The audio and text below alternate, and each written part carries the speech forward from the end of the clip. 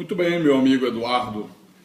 Vou tentar ajudá-lo da melhor maneira possível para o seu trabalho aí da Universidade Luterana do Brasil, nessa disciplina de partidos políticos, cuja professora é a doutora Arlete Arruda. Espero poder contribuir com o seu trabalho, tá, Eduardo?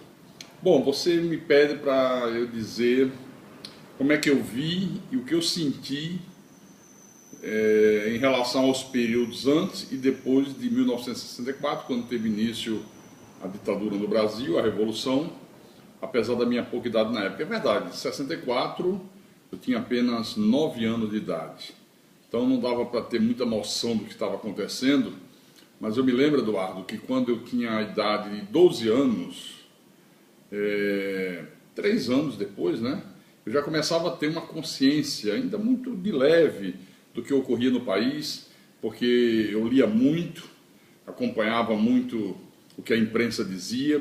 Eu, com 12 anos, já era leitor assíduo num jornal que na época chamava-se o Pasquim, que era um jornal escrito pelo pessoal de esquerda, por aqueles que combatiam a ditadura. Esse jornal muitas vezes foi retirado das bancas, os componentes do jornal, os jornalistas, muitos deles foram presos, alguns até torturados pela ditadura no DOI-CODE. Então, o que eu lembro dessa época era como que a ditadura militar impunha um silêncio à sociedade. Não se podia comentar, não se podia censurar, não se podia criticar, não se podia nada. Lembro muito bem no que diz respeito às artes, principalmente a música, porque eu sempre fui um amante da boa música e acompanhava que muitas músicas eram censuradas, algumas peças de teatro também. Tudo que era feito na área das artes no Brasil tinha que passar pela censura. Era uma coisa realmente impressionante e ridícula, né? Tivemos alguns artistas que, com a sua genialidade, conseguiram burlar essa censura, como foi o caso do Chico Buarque, quando compôs a música Cálice, né? Que, para quem não conseguiu discernir, ele estava se referindo a um cálice, um copo, né, de beber, mas na verdade era um cálice, quer dizer, emudeça, que era uma crítica à ditadura militar.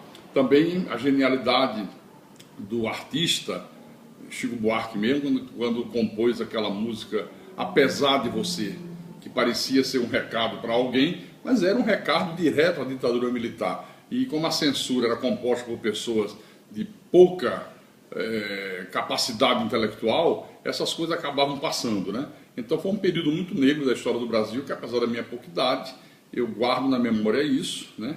Acompanhava as barbaridades feitas pelos militares, os porões do DOI-CODE, onde muita gente foi torturada, muita gente foi morta. O jornalista Vladimir Herzog, que foi um dos mártires da ditadura, da época da Revolução. Então essas coisas ainda me recordo bastante como é que era, né? Mas você pede que eu diga também o que é que difere os partidos políticos de 64 até o presente momento. Bom, no tempo que eu me entendo por gente de verdade, eu lembro que no Brasil nós tínhamos 2 grandes partidos, né? Que era o MDB e a Arena. Então eram os 2 partidos que existiam aqui no país. A política se dividia nesses 2 braços partidários. E hoje nós temos no nosso país uma infinidade de partidos políticos, mas na essência todos lutam pela mesma causa, ou seja, em benefício próprio.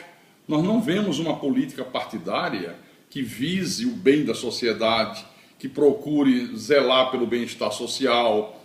Não, nós vemos o que os nossos políticos, infelizmente, na sua quase que totalidade, legislando em causa própria.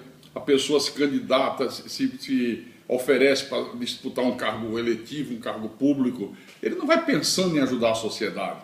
Ele não tem um ideal, né, de ajuda ao povo. Não, via de regra, ele vai pensando no bolso, pensando em se completar. Todo mundo sabe que na política se ganha muito dinheiro, desonestamente, é verdade, que se fica rico, se fica milionário, né, alguns mais, outros menos. Então o que eu tenho presenciado ao longo desses anos, e ninguém vai conseguir me desmentir, é que a sua quase totalidade dos políticos do nosso país vão para Brasília com esse intento, com esse objetivo. Quando não, nós vemos aí políticos que se elegem, né, respaldados por determinada classe social que vai lutar em benefício daquele filão.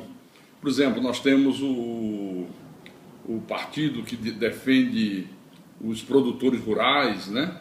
Nós temos o partido que defende as igrejas evangélicas, que na verdade não defende as igrejas, defende aquela denominação a qual o deputado pertence.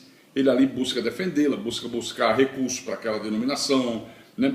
Normalmente, os deputados que são oriundos de igrejas, eles vão para Brasília com o objetivo de obterem concessão de rádio, de televisão, né? E as benesses que a política dá em troca de votos. Então usa-se a igreja como se fosse um grande curral eleitoral, o povo é a moeda de troca e os benefícios vêm dessa forma que eu acabei de dizer, ou através de dinheiro, ou através de concessão de canais de rádio, canais de TV. Isso é uma prática muito comum no nosso país. Você me pergunta como é que se deu a minha candidatura a deputado. Muito interessante, porque na época, 1989, eu estava me preparando para sair da Seita Universal e até parece um contrassenso, porque eu sempre tive uma posição contrária à política. Não que eu seja apolítico, não é isso. Contrária à política praticada no nosso país, né? Que é como eu falei anteriormente. Não é a política na essência da palavra. O que se vê hoje é a politicagem, né? Cada um puxando a brasa para o seu próprio interesse, para o seu próprio bolso, né? Mas eu cometi um erro gravíssimo, porque eu estava já praticamente decidido a sair da Seita Universal e, nesse meio termo, o bispo de Macedo me fez um convite para que eu fosse candidato a deputado federal em Fortaleza, no Ceará, porque lá a igreja era muito forte, era a igreja das multidões, e ele tinha absoluta certeza que a minha eleição era garantida, né? Aí, onde é que eu errei? Eu já pensando em sair, mas com muitas dúvidas, porque eu pensava como é que eu vou me manter. Eu com mulher, com 4 filhos, né? E já com a idade que eu tinha na época, hoje eu tenho 58, na época eu tinha um pouco menos, mas não tinha mais como ingressar no mercado de trabalho. Então era uma situação extremamente difícil. E eu vi aquele convite como uma oportunidade para que eu saísse e tivesse como me manter. Então o que é que eu pensei? Eu pensei assim, bom, eu vou, a eleição é garantida, eu me elejo, e aí dou um pontapé no traseiro dele, e vou viver a minha vida, e tenho 4 anos com dinheiro para manter a minha família, e depois eu vejo o que eu vou fazer da vida. Cometi um erro gravíssimo, porque tive que enfrentar o poderio político dos coronéis do Nordeste, apanhei bastante, fui vítima de calúnia, de difamação. Todos os órgãos de pesquisa da época me davam como deputado federal mais votado da história do Ceará, era o que as pesquisas davam. Quando houve a eleição, realmente isso se concretizou nas urnas, a abertura das urnas, os votos iam saindo, e no segundo dia eu já dava entrevista como deputado eleito, né? As grandes redes de TV, de rádio, me entrevistaram já perguntando o que eu faria em Brasília, qual era o meu alvo, o que é que eu pretendia. Mas, para surpresa de todos, quando acabou a apuração, que saiu o resultado oficial, eu não aparecia nem nas primeiras suplências. Eu sei o que aconteceu, não tenho como provar, mas os grandes cabeças dos partidos, principalmente do PMDB, que foi o que eu me filiei, né, me chamaram, disseram o que aconteceu, que eles não podiam fazer nada, porque eu não era homem de partido, então o partido não podia tomar as dores, e contaram toda a tramóia, e aí eu perdi a eleição, roubada, mas hoje eu dou graças a Deus, porque aí hoje eu entendo que eu vi a mão de Deus me tirando, me livrando dessa ida a Brasília, porque eu ia cair numa verdadeira arapuca. Eu não tinha experiência da política, e com aquele pensamento de fazer o bem, vou aproveitar 4 anos e procurar fazer algo que ajude o povo, que ajude a sociedade, e conversava com os cabeças do partido, e eles diziam assim na época, olha, pastor, o senhor só tem que fazer um compromisso com a gente, que o senhor vai ser fiel ao partido, que o senhor vai se manter do nosso lado, que o senhor vai ser um homem partidário, nós já estamos tudo preparado, vamos colocá-lo na comissão do orçamento. Eu nem sabia na época o que era a comissão do orçamento. Depois, com aqueles escândalos, é que eu vim saber o que era uma das comissões mais desejadas pelos políticos, pelos partidos, que é onde gere todo o orçamento do governo, né? Onde se faz todas as tramóias, todas as maracutaias da vida. E eu ia cair dentro dessa arapuca que ia me causar problemas seríssimos. Então, graças a Deus, Deus me livrou. A história é muito longa, muito comprida, mas eu estou dando apenas um breve relato do que ocorreu nessa época, né? Mas foi muito bom, porque eu pude comprovar em loco aquilo que eu já combatia, ver a hipocrisia, a disfarçatez, o cinismo, né? De como a coisa funciona no meio político. Eu vi, eu presenciei tudo isso, né? O quarto tópico que você aborda aqui, você diz: gostaria que o senhor falasse sobre a primeira eleição direta para presidente após 64 e como o senhor influenciou. Eduardo, na verdade, eu não influenciei nada, porque eu nunca tive participação política, eu tinha uma consciência política, mas uma coisa minha, um ponto de vista meu, nunca me filiei a partido, nunca me engajei em movimentos, a não ser na minha época de juventude, quando eu fazia parte dos grêmios estudantis, da escola técnica, né? E nós partimos para os protestos naquela época, mas fora disso, não mais. Agora, vi a primeira eleição para presidente após a direta, na época o Brasil inteiro clamava por isso, que clamava o fim da ditadura, clamava a implantação da democracia no país. Lembro que acompanhava pela televisão todo o movimento da direita, aqueles comícios grandiosos, né? A grande mídia nem dava muito destaque, mas quando viu que era inevitável, que a coisa ia ter que acontecer, passaram a dar o destaque. Era Tancredo, era o grande candidato à presidência, e aconteceu o que aconteceu, né? Houve o que houve, e na verdade, hoje, que é o próximo tópico que você coloca aqui, com que olhos o senhor vê a política hoje, aquilo gerou uma grande frustração, porque o que se pensava que fosse democracia, na verdade, o que eu vejo hoje no Brasil é uma grande anarquia. Não há democracia no país. A democracia plena, real, não existe aqui no Brasil. Isso é uma grande palhaçada, isso é um grande engodo. Por exemplo, Eduardo,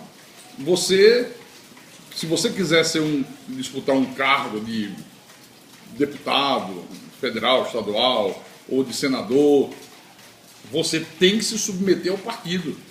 As pessoas que querem sair candidato procuram os partidos, se filiam ao partido, diz que quer sair candidato, eles fazem uma lista e ali eles escolhem quem interessa para eles, quem vai trazer algum dividendo para ele. Às vezes vê que o cara não tem a mínima chance de se eleger, mas interessa porque ele vai trazer algum número de votos que vai reforçar a legenda. Então, quem escolhe são os partidos. E aqueles que são escolhidos pelos partidos já vão para Brasília como marionete do partido. Não tem independência, tem que rezar na cartilha do partido. Então não há democracia. E há uma grande anarquia.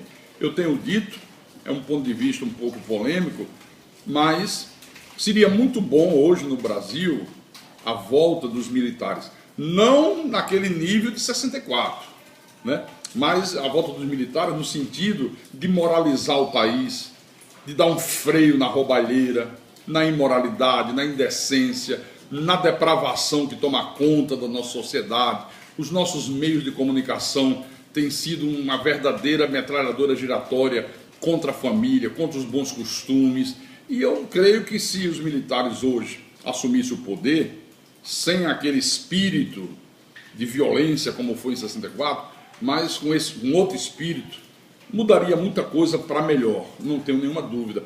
Eu não vejo como mudar da maneira que está, porque entra eleição, entra presidente, sai presidente, e a coisa fica cada vez pior. Veja que a grande esperança do povo brasileiro, que era o PT, que era um partido de oposição, um partido que empunhava a bandeira da moralidade, da honestidade, da rejeição às práticas corruptas, a corrupção de maneira geral, quando assume o poder, se mostra mais corrupto do que os outros. Aquilo tudo era uma fantasia. aquilo tudo era uma bandeira empunhada enquanto oposição. Mas na hora que assumiu o poder, praticou as mesmas coisas que os outros praticavam. Então será sempre assim. Não se vê nenhuma luz no fim do túnel. Eu, particularmente, não vejo nenhuma luz no fim do túnel. Porque é um círculo vicioso, né? Você vê que entra um, passa o bastão para o outro, aí passa para o amigo do outro, volta para esse aqui volta para aquele acolá, e tudo como Dantes no quartel de Abrantes. Então é lastimável, é uma pena, porque nós temos um país maravilhoso, um país rico, um país que poderia ter uma outra realidade social, mas que não tem, porque os nossos políticos, infelizmente, são um câncer para a nossa nação. É aquela doença crônica que vai debilitando o paciente até matá-lo. É assim que eu vejo a política nos dias de hoje. E não tem exceção, infelizmente não tem.